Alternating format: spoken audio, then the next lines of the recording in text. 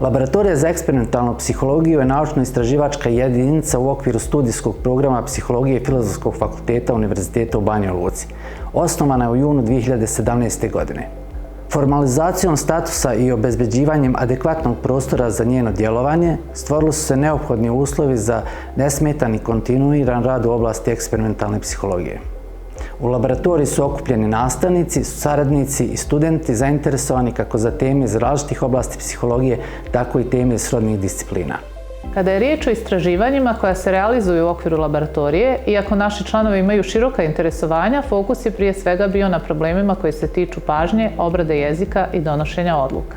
Istraživanja uloge pažnje u percepciji odnosila su se na proučavanje faktora koji utiču na pojavu sljepila uslijed nepažnje. Ovaj fenomen se odnosi na neregistrovanje jasno vidljivih stimulusa kada je pažnja fokusirana na određeni zadatak. Saznanja do kojih smo došli ukazuju da ovaj perceptivni fenomen zavisi od pozicije izlaganja stimulusa, veličine i tipa stimulusa, nivoa perceptivnog opterećenja, ali i čulnog modaliteta kome izlagani stimulus pripada. Tako, na primjer, je sljepilo uslijed nepažnje manje izraženo za stimuluse prikazane na lijevoj strani vizualnog polja u odnosu na stimuluse prikazane na desnoj strani vizualnog polja. Kada se radi o oblicima, specifične konfiguracije, kakve su iluzorne konture, češće se percipiraju u uslovima nepažnje u odnosu na jednostavne geometrijske oblike. Kada je riječ o istraživanju jezika, treba reći da je srpski jezik jedan od rijetkih jezika u kojima je prisutan bialfabetizam, to jest ravnopravna upotreba dva alfabeta, ćirilice i latinice. U laboratoriji smo započeli seriju eksperimenata u kojima smo ispitivali vizualne karakteristike ćiriličnih i latiničnih grafema, koristeći proceduru vizualne degradacije slova. Utvrdili smo da u slučaju latiničnog alfabeta gornji dio grafema nosi gotovo sve informacije potrebne da se identifikuje neka riječ. U slučaju ćiriličnog pisma degradacija gornjih i donjih dijelova ćiriličnih riječi značajno usporava obradu, pri čemu je količina informacija ravnomjerno raspoređena u gornju i donju polovinu grafema. Nalazi upućuju da postoji razlika u obradi dva alfabetska sistema istog jezika koja se može objasniti vizualnim karakteristikama pojedinačnih grafema. Značajno istraživačko polje u kojem su angažovani naši članovi je oblast donošenja odluka u uslovima rizika i neizvjesnosti.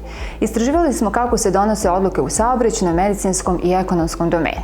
Razvijena je inovativna procedura za ispitivanje uticaja kompleksnosti zadatka na odlučivanje u uslovima neizvjesnosti.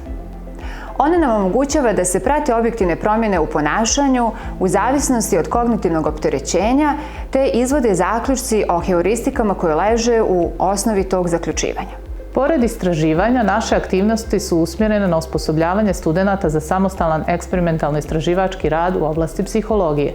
Ovaj cilj realizujemo kroz organizovanje različitih edukacija te mentorstva na izradi master teza. Laboratorija je organizovala i veliki broj predavanja stručnjaka iz različitih područja psihologije. Posjetioci predavanja su imali priliku da slušaju o neuralnim osnovama jezičkog simbolizma, biofeedbacku i neurofeedbacku, o duhu mjesta i urbanoj percepciji, psihologiji snova, virtualnim svjetovima i vještačkoj inteligenciji, međukulturalnoj psihologiji i o mnogo čemu drugom. Kada je riječ o diseminaciji znanja, pored većeg broja učešća na naučnim konferencijama u regionu, predavanja na poziv, objavljenih radova u zbornicima i časopisima, rezultati naših istraživanja prikazani su i u dvije monografije, od kojih se jedna odnosi na fenomen sljepila uslijed nepažnje, a druga na teme iz oblasti psihologije mišljenja.